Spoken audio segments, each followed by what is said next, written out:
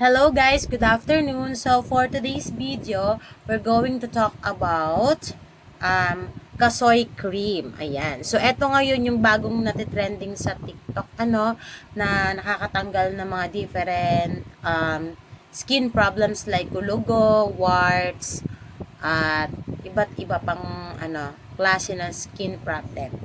So I'm going to tackle if this is safe or not.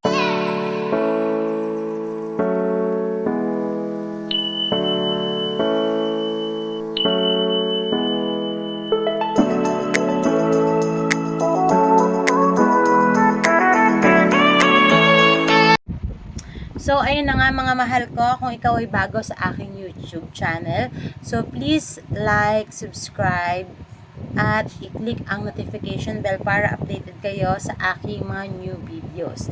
So, ayun na nga mga mahal ko, isi-share ko kung safe nga bang gamitin itong kasoy cream or hindi. So, mga mahal ko, para sa kaalaman ng lahat ha, kasi maraming nagtatanong or natatakot dun sa may mga skin problem kung ito ba ay may side effect or nakakatakot pa siyang gamitin sa ating face. Ang masasabi ko lang mga mahal ko, ang kasoy cream po ay safe and very effective guys.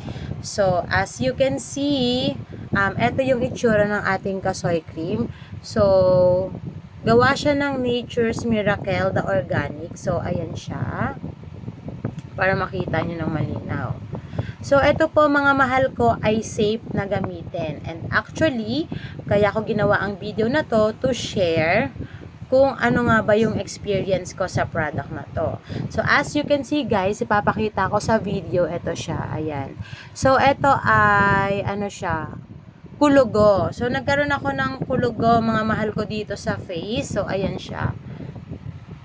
So, ito before ay nakaumbok talaga siya. Malaking umbok yan mga sis or mga mahal ko. Ayan siya. Ayan. So, ang laging ginagawa ko sa kanya ay pinapalaser ko siya sa derma. Ayan. Pero bumabalik pa rin siya actually yung aking kulugo dito. So, when I try this product using this Nature's Miracle Kasoy Cream. Ayan. So, ito na siya ngayon mga mahal ko. Ayan na siya. Oh.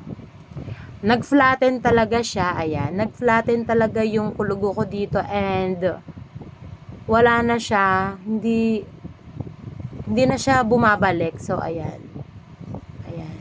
So, for me, very effective ng product na ito. Kaya, yung mga natatakot mag-try ng kasoy cream, huwag kayong matakot mga sis kasi ako yung isa sa mga nagpapatunay na safe and very effective tong kasoy cream. So, kapag gumamit kayo nito, mga mahal ko, makakaramdam lang kayo ng konting hapde, sa part na lalagyan nyo. So, ibig sabihin, nagiging effective yung product kasi sinusunog niya kung ano man yung mga skin problems na meron kayo. So, like ng warts, yung mga kulugong katulad ng akin, and then yung mga nunal. Kung nanonood kayo ng TikTok, that is true, very safe and effective siya. So wala pa naman akong nakikita na nagkakaroon ng problema kapag gumagamit ng kasoy cream.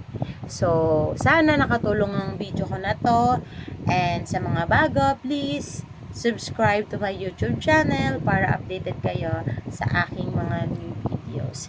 Thank you guys and maraming salamat. Sana nakatulong ako. Thank you. God bless us all. Bye-bye.